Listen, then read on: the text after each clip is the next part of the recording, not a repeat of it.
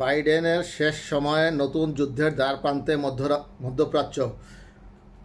যুক্তরাষ্ট্রের বাইডেন প্রশাসন ইসরায়েল ও ফিলিস্তিনি স্বাধীনতাকামী গোষ্ঠী হামাসকে উত্তেজনা প্রশমনের আহ্বান জানিয়ে গেলেও গাজায় যুদ্ধবিরতি এখনও অনিশ্চিত। বাইডেনের মেয়াদ শেষের দিকে থাকায় ওয়াশিংটনের পদক্ষেপ সীমিত হয়ে পড়েছে। মার্কিন নির্বাচনের মাত্র 6 সপ্তাহ আগে মধ্যপ্রাচ্যে নতুন যুদ্ধের আশঙ্কায় প্রশাসন চাপে পড়েছে।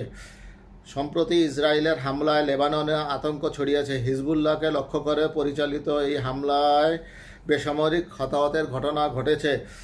পেজার এবং ওয়াকিটকি বিস্ফোরণের ফলে প্রতিশোধ নেওয়ার আশঙ্কা তৈরি হয়েছে, যা গাজার যুদ্ধবিরতি আলোচনা জটিল করে তুলেছে। লেবাননের স্বাস্থ্য বিভাগ জানায় এই ঘটনায় অন্তত 37 জন নিহত এবং প্রায় 3000 মানুষ আহত হয়েছে। ইসরায়েল সাধারণত বিদেশে পরিচালিত হামলা নিয়ে মন্তব্য করেন না, তবে বুধবার তারা ঘোষণা দেয় একটি নতুন যুদ্ধের যুগ শুরু হয়েছে। ইসরায়েলি গোয়েন্দা তথ্য অনুযায়ী হিজবুল্লাহর সদস্যদের ডিভাইস হ্যাক হওয়ার সন্দেহে তারা হামলার সিদ্ধান্ত নেয়। বৃহস্পতিবার হিজবুল্লাহ নেতা হাসান নাসরুল্লাহ টেলিভিশনে ভাষণ দিয়ে প্রতিশোধ নেওয়ার অঙ্গীকার করেন এবং গাজায় প্রতিরোধ যোদ্ধাদের পাশে থাকার প্রতিশ্রুতি দেন। হিজবুল্লাহর প্রধান সমর্থক ইরান লেবাননে তাদের রাষ্ট্রদূত আহত হওয়ার ঘটনায় প্রতিশোধের হুমকি দিয়েছে। ইরানের প্রতিক্রিয়া জাতিসংঘ সাধারণ পরিষদের আসন্ন বৈঠকের পর প্রকাশিত হতে পারে, যেখানে নবনির্বাচিত প্রেসিডেন্ট মাসুদ পেজেশকিয়ান বিদেশি নেতাদের সঙ্গে বৈঠক করবেন।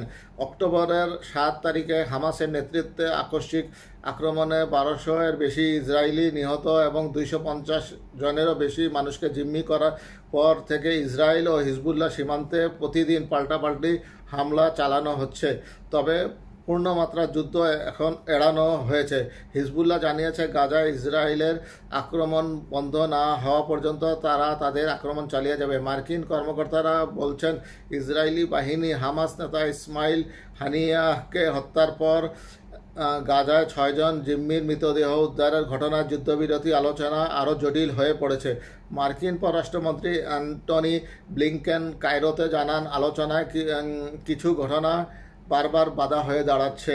মার্কিন মধ্যস্থতাকারী আমোস হকাস্টেইন লেবাননে শান্তি প্রতিষ্ঠার চেষ্টা চালাচ্ছেন। তিনি সীমান্তে রকেট ও ক্ষেপণাস্ত্র হামলা বন্ধ করতে কাজ করছেন। ইসরায়েলি প্রতিরক্ষা মন্ত্রী ইয়োভ গ্যাল্যান্ড জানিয়েছেন, সামরিক পদক্ষেপই উত্তরের সীমান্তে স্থিতিশীলতা ফেরানোর একমাত্র উপায়। যুক্তরাষ্ট্র ইসরায়েলের সামরিক অভিযান নিয়ে উদ্বেগ প্রকাশ করেছে, কারণ এমন কোনো অভিযান ইরান, সিরিয়া বা ইরাকের আঞ্চলিক মিত্রদেরও যুদ্ধে জড়ানোর আশঙ্কা সৃষ্টি করতে পারে।